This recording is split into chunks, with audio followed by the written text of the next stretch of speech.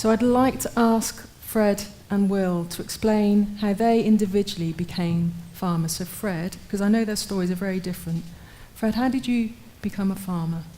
Well, my father was a miller's son, and he married a Somerset farmer's daughter, and they set off with 28 cows. That was in 1938. And in 1940, his father-in-law gave my father a notice to quit, and they ended up in Lynham Aerodrome, or just outside Lynham Aerodrome, and for the duration of the war, they rented a farm there and built up their assets. At the end of the war, the landlord gave father a notice to quit, and he decided, well, I've had enough of being chucked out, so I'm going to try and buy something for myself. So he moved to Sturton Cornwall, where I was born, and stayed there 2 years. 1 year was a very dry year, and the water dried up, and no milk. Wow. And the other year was very wet, and he had problems all around. So he was lucky. He bought it for 7,000. 2 years later, somebody came along with 14,000, so he sold. Bought 400 acres at Chesilbourne for 9, and we stayed there 10 years, built up a dairy herd. One of the funny stories was he went from using a milking machine in 1940-45 back to a cow stall and hand milking. Really? But when they went to start off the milking machine in Wiltshire, they were just all keyed up to go in with the buckets and the cows all tied up. And as they walked in, the installer turned around to father and said, "Have you brought the ladder, farmer?" Father said, "Ladder? What the hell do we want a ladder for?" Well, he said, "When you start milking with these machines, you might have to get up on the rafters and pick off the cups." Anyway, it went really well, and he made some money there. And Chesilbourne was quite a good farm, but he had an offer for 32,000, so he decided he'd take the chance. And we came down to Cerne Abbas in 1957, only really to stop temporarily, but we've stayed ever since. My earliest memory of farming was watching the hand milking in the cowshed. I was never a brilliant hand milker. We did install a bucket plant in there in the end, but I always remember my first memory was I was sent out in the field to hay rake at the age of 9 on this old John Deere with the one wheel in the front, and I had a very good day, and on the way back, the front wheel caught in a rut, and there was a big valley, and the thing swung round, and I couldn't stop it, and we ended up in the barbed wire fence, which stopped me from careering down this steep hill. And I'll never forget the old farm worker said, "Never mind, my son," he said, "we'll come up in the morning and we'll put that right." So that's how I got into farming. Thank you, Fred. Will, how did you become a farmer? Well, it's quite interesting because the sort of backstory is completely different. Because my father was the son of a doctor, and he was going to train as a doctor, and he did his Part 1 exams and failed them, so life wasn't looking too promising, when he discovered that he'd been left an inheritance by a lady. It wasn't even family, she was a friend of his grandmother's, and it was substantial, and so he could give up his medical studies, which weren't going very well, and he went to Stuart Torrey in East Dorset as a farm pupil, learn a bit about farming, and first rented in 1934 and then bought in 1937 Manor Farm, Godminstone. And we've been there ever since. And there were 4 of us. I suppose I was the one that was always keenest on farming, possibly. And by the time I was around, Father didn't do much farming. He was like Fred here, he was chairman of the district council and all this kind of thing. I'm not saying you don't do much farming, but what I'm saying is my father was very noble. He did all these public stuff. So my mum used to wrap me in a scarf and things and send me out with the chap called Fred Moxham, who sort of ran the farm father. And we had a David Brown tractor, which I can remember. I think the earliest memory of my life, 1950, was this thing turning in our entrance and the sun gleaming on the bonnet when it arrived. New tractor, I'd never seen anything like that before. And as soon as I could get up in it, it had a double seat, because David Brown, who went on to make Aston Martins, he had this idea that the farmer and his wife could go to the market together, go to town. And it had a very high top gear and a double seat. And I used to sit up this double seat, aged about 5, and steer. And Fred would smoke his woodbines and just adjust the implements a bit. And I learned all the tractor jobs at 5 years old. And Fred was a real influence, wasn't he, in your younger days? He was an amazing, talented man. He was the smallest of a family of 10 and grew up all in poverty and all the usual story. But he was wonderful with animals, and he loved farming, and he passed it on to me, really. Like Fred will not quite know, I can't compete with this one, because I was 10 when I was first sent out on a tractor to break up hay. So I was a little bit older than him. But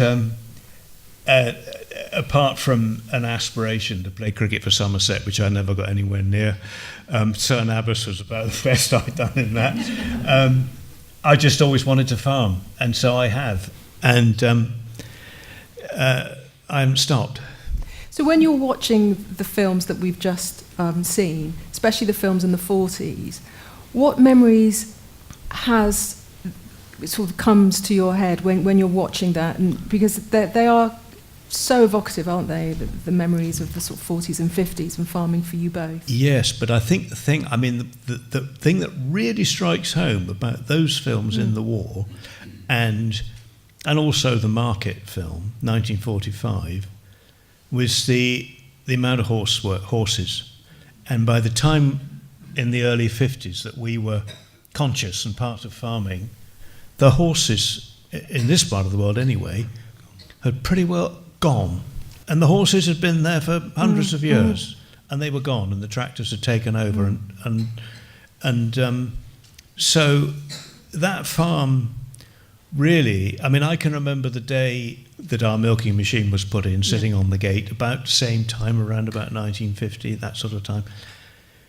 So that farm, with those horses doing most, and the men, those chaps down in those ditches and all that, and the horses and all that, and the sort of one tractor doing a bit, and the hand milking, 5-6 years later, the horses have gone, the milking machines have come in probably several of the people are no longer on the farm in just that short space of time. And of course, to us, it seemed like an eternity when you're a kid, and it all seemed very stable.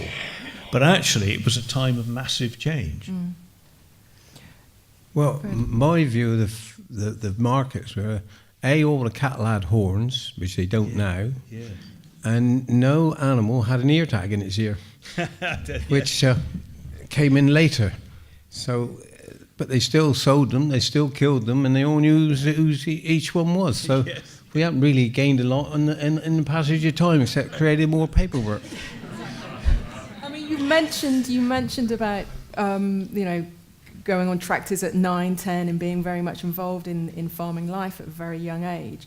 I mean, the dreaded sort of phrase health and safety, what changes have you seen over the decades? I mean, because I know that both of you got into some scrapes over the years that... Well, the biggest change probably for a tractor was when they invented a cab to go on the thing, because some of the early cabs were more dangerous if you didn't have one. But when they put safety cabs on, it's probably helped me a couple of times. But... That's the biggest change. I mean, the tractors have got bigger, they've got more sophisticated. When we look back, Grey Fergie used to do most of the work at one time, and they still got done, crops were still grown. But of course, the difference now is the yields have come up through breeding and fertilizer and what have you. I read in an article in the Farmers Week this week where Morris Otter, a brewing malting barley, is still one of the most preferred barleys. But to get more than 30 hundredweight an acre, you've got to really feed it, and it's prone to an awful lot of diseases. But it's still a preferred malting barley. So that's, 26, 30 years old, that barley? No, 50. 50? Yeah. So it's, It's, yeah.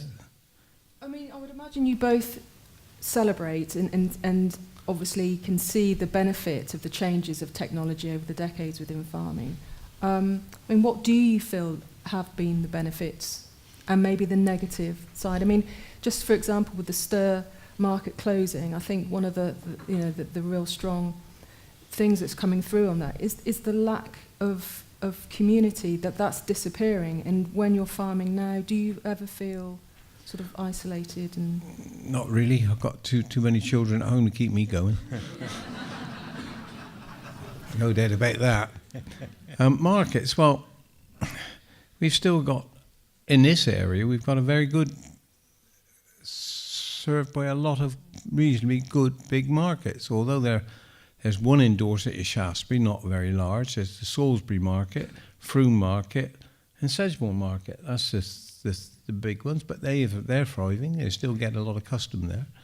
Yeah, but it's 50 miles away. I mean, it's a long trek, isn't it, with a trailer? Well, I find it so anyway. It seems a bit out. It's not like your local area. Oh no, but that's the way it's gone. Yeah.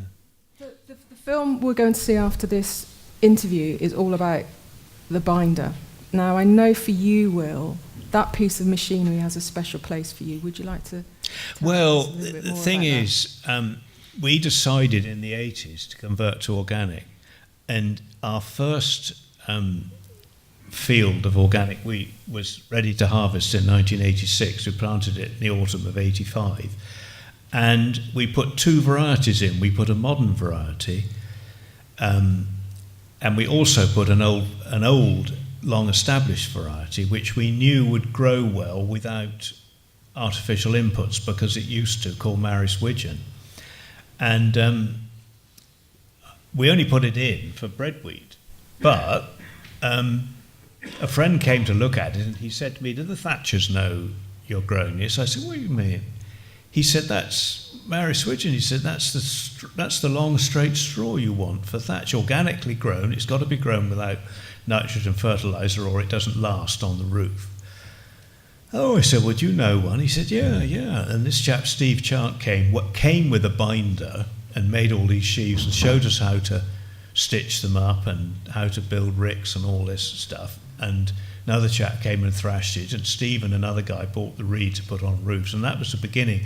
And we've done it ever since, every year, and we increase the acreage a bit. And it's the same seed, actually. We grow our own seed year on year. And at the moment, the house where Fred's son Tom is living, the farmhouse, is being rethatched with Manor Farm wheat straw, having been thatched when it was new built 20-something years ago.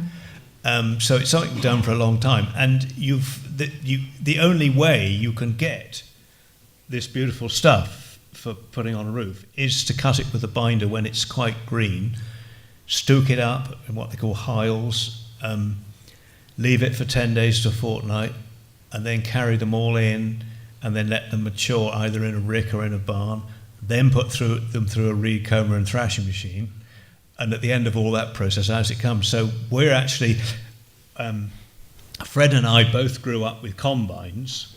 We, like horses, we kind of just missed the binder, but I was thrown back into it and have been, having to have a binder operate for 30 years. And of course, when we got them in 1980 something, they were 40 years old. So add 30, they're 70 years old now, but they keep going. So how do you maintain them? I mean, is it something that you've had to learn over the years to? Well, they're much simpler than, it's easier than maintaining a combine or something. It's fairly straightforward. And how do you both maintain your love of farming? Because you've both been involved in farming for many decades. What keeps you motivated? What keeps you going, Fred? Two sons is my motivation. Somebody asked me the other day, are you stepping aside? I said, no, I'm being shoved aside, so no much choice in the matter. Why do you love farming? It's just a way of life. I've always enjoyed being outdoors, getting away from people, working with good people, and not having too much hassle. But now I'm reduced more to office work than the rest, so I've got to shove the pen more. But apart from that, I've just enjoyed it, the weather and all the rest of it. It's just the freedom of being able to do what you want. Not always what you want, but the sense of freedom. There's time is not so regulated as it is in other businesses. Will? It's quite personal for me, the land that I grew up on. I can't let it go, really. I read the other day, someone said that when you're young, your land is like a mother, and when you're older, it's like your child, something like that. And so it's very personal. But I mean, I remember, at school, I just wanted to look out of the window, and if I had tried to be a solicitor or something, I'd have torn my hair out, being stuck indoors. I just want to get up and go out, and it's do something useful. So if I say the dreaded word retire, what would your response be, Will? Pardon? Retire. Retire, Will. Do you want to retire? Well, if I tell my children, because they unlike Fred's, they're quite happy to let Pam and me go on doing it indefinitely. So I get tired, but I don't know about the rebit. Yes, that's true. Well, as an audience, you'll have an opportunity to ask both Fred and Will questions at the end of the film show. So please stay around after the film show to ask them any questions that you would like. So for the time being, thank you, gentlemen. Thank you. And see you later.